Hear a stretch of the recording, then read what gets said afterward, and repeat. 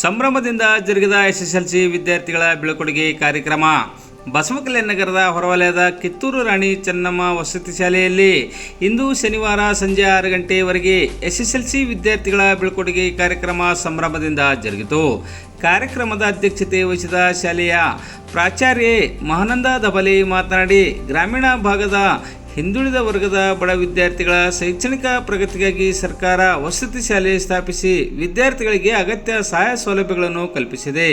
ವಿದ್ಯಾರ್ಥಿಗಳು ಶ್ರಮವಹಿಸಿ ಅಭ್ಯಾಸ ಮಾಡುವ ಮೂಲಕ ಜೀವನದಲ್ಲಿ ಉನ್ನತ ಸಾಧನೆ ಮಾಡಬೇಕು ಎಂದು ಸಲಹೆ ನೀಡಿದರು. ಕಾರ್ಯಕ್ರಮದ ವೇದಿಕೆಯಲ್ಲಿ ಪತ್ರಕರ್ತ ಉದಯ್ ಕುಮಾರ್ ಮಳೆ, ನಿಲಯ ಪಾಲಕಿ ಅರ್ಚನಾ ಚಂದೂಕರ್, ಶಿಕ್ಷಕರಾದ ಮಾಯಾದೇವಿ ಪಾಟೀಲ್, ರೋಹಿಣಿ, ಅನಿತಾ ರಾಠೋಡ್, ಸುಧಾರಾಣಿ, ನಿತಿನ್ ನೀಲ್ಕಂಟೆ, ಸಾದಕ್ ಅಲಿ, ಸಿದ್ಧಲಿಂಗ ಬೇಲೂರಿ, ಸಿಬ್ಬಂದಿಗಳಾದ ಶಿವಕುಮಾರ ಸ್ವಾಮಿ, ಚಿದಾನಂದ ಸ್ವಾಮಿ, ರಾಜ್ಕುಮಾರ್ ಮಠಪತಿ ಸೇರಿದಂತೆ ವಸತಿ ಶಾಲೆಯ ಶಿಕ್ಷಕರು ಹಾಗೂ ಸಿಬ್ಬಂದಿಗಳು ಉಪಸ್ಥಿತರಿದ್ದರು. ಶಾಲೆಯ ವ್ಯವಸ್ಥಾಪಕ ರಾಘವೇಂದ್ರ ಹಣಕೋಣಿ ಪ್ರಾಸ್ತಾವಿಕವಾಗಿ ಮಾತನಾಡಿದರು. ಶಿಕ್ಷಕ ಜಗನ್ನಾಥಯ್ಯ ಸ್ವಾಮಿ ಸ್ವಾಗತಿಸಿದರು.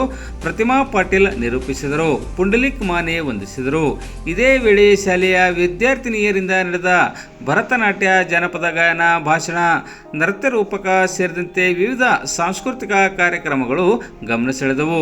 ತಾಲೂಕು ಹಾಗೂ ಜಿಲ್ಲಾ ಸೇರಿದಂತೆ ವಿವಿಧ ಸ್ಪರ್ಧೆಗಳಲ್ಲಿ ಭಾಗವಹಿಸಿದ ವಿದ್ಯಾರ್ಥಿಗಳಿಗೆ ಹಾಗೂ ಕಳೆದ ಸಾಲಿನ ಎಸ್ಎಸ್ಎಲ್ಸಿ ಪರೀಕ್ಷೆಯಲ್ಲಿ ಉತ್ತಮ ಸಾಧನೆಗೈದ ವಿದ್ಯಾರ್ಥಿಗಳಿಗೆ ಸನ್ಮಾನಿಸಿ ಗೌರವಿಸಲಾಯಿತು.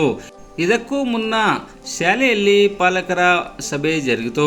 ವಿದ್ಯಾರ್ಥಿಗಳ ಪಾಲಕರು ಪಾಲ್ಗೊಂಡು ಮಕ್ಕಳ ಶೈಕ್ಷಣಿಕ ಪ್ರಗತಿ ಬಗ್ಗೆ ಮಾಹಿತಿ ಪಡೆದು ಉತ್ತಮ ಶಿಕ್ಷಣ ಕಲ್ಪಿಸುವಂತೆ ಸಲಹೆ ನೀಡಿದರು.